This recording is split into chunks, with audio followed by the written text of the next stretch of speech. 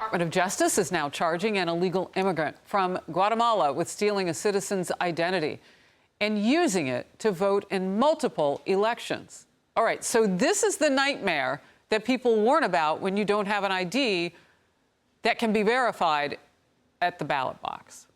This is all coming just days after a Democratic senator denied any evidence of undocumented immigrants voting in our elections. Or in this case, I don't sweeten it like that. They're illegal border crossers. Rich Edson is live at the White House with more. Rich. Good afternoon, Harris. The Department of Justice now says she's going to plead guilty to all the charges. This comes out of the Northern District of Alabama. The U.S. Attorney's Office there in a statement saying that Angelica Maria Francisco assumed the identity of a United States citizen in or around 2011. Francisco used the false identity to obtain a U.S. passport in 2011. Using the same false identity, she also registered to vote in Alabama in 2016 and voted in the 2016 and 2020 primary and general elections. Former President Trump appointed the prosecutor who leads this office. She does serve under the Biden DOJ. Now, Republicans have been pushing voter ID laws. Democrats argue cases like this are isolated. They say state audits and analysis have shown a very small number of non-citizens are registered and even fewer vote. This is a solution looking for a problem.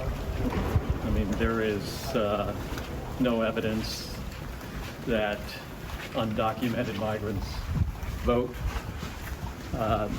hard enough to get citizens to vote, and it's just creating a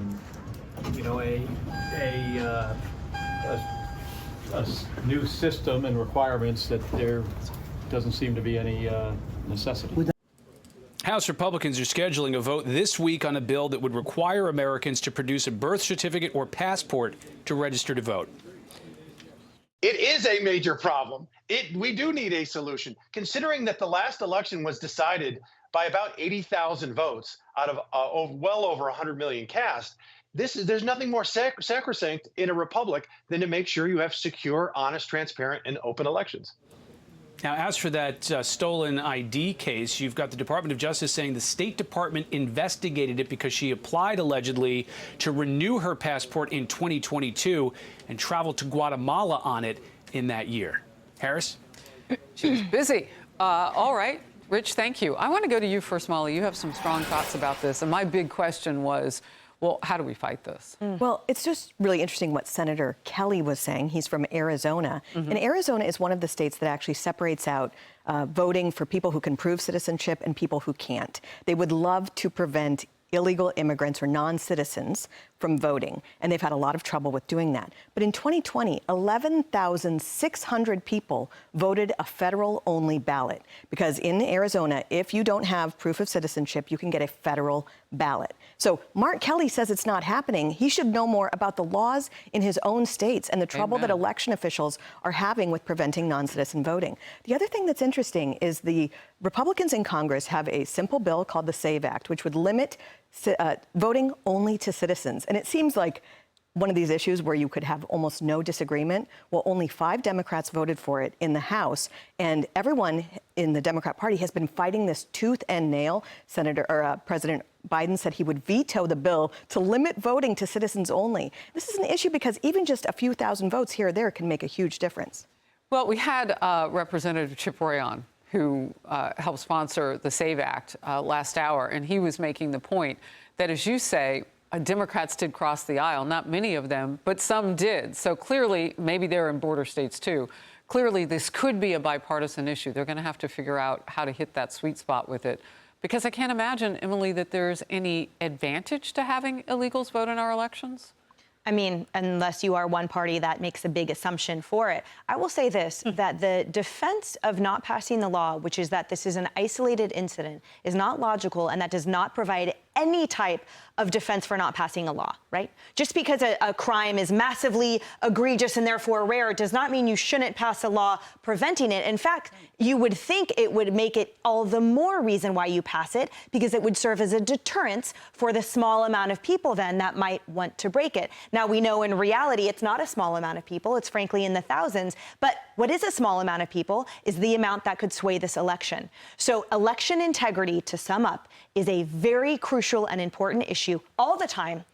to our republic and also right now to this election. And so everyone should prioritize it and let your reps know you support the SAVE Act, and we need laws on the books preventing this type of, illegal identity stealing that actually does happen all the time. Yeah, we've seen others run with this as a candidate, though. Mayor Adams here in New York City. I mean, I don't know what he sees now that he has an out-of-control billion-dollar problem with illegals on our streets here in New York. I don't live here, but I work here.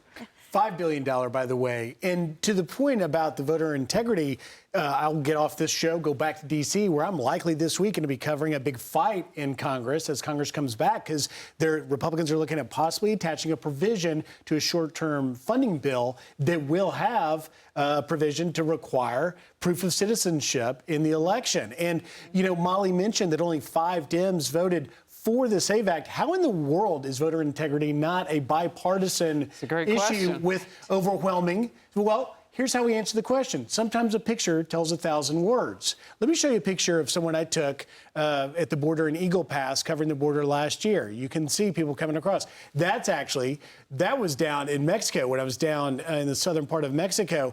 There's another one of a Biden-Harris t-shirt just 6, 7 months, 8 months ago when I was down there, with Biden-Harris 2020 coming across. And you're seeing what's coming across, and so Democrats perhaps see an advantage. Yeah, I mean, Trump should call for a picture of that at the debate tomorrow night. Who paid for those T-shirts? He should. I doubt ABC will let him, but yes, he should.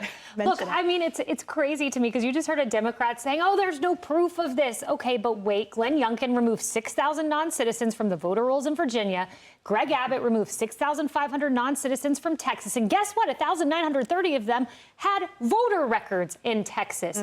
We just played proof of a DOJ prosecution from the Biden administration of a woman who voted twice illegally. So for all the talk about Russia influencing votes, Russia's not changing vote totals. Illegal immigrants voting are changing vote totals. So care about Russia, yes, but care about non-citizens too, changing vote totals. Yeah. Hey everyone, I'm Emily Campagno. Catch me and my co-hosts Harris Faulkner and Kaylee McEnany on Outnumbered every weekday at 12 p.m. Eastern, or set your DVR. Also, don't forget to subscribe to the Fox News YouTube page for daily highlights.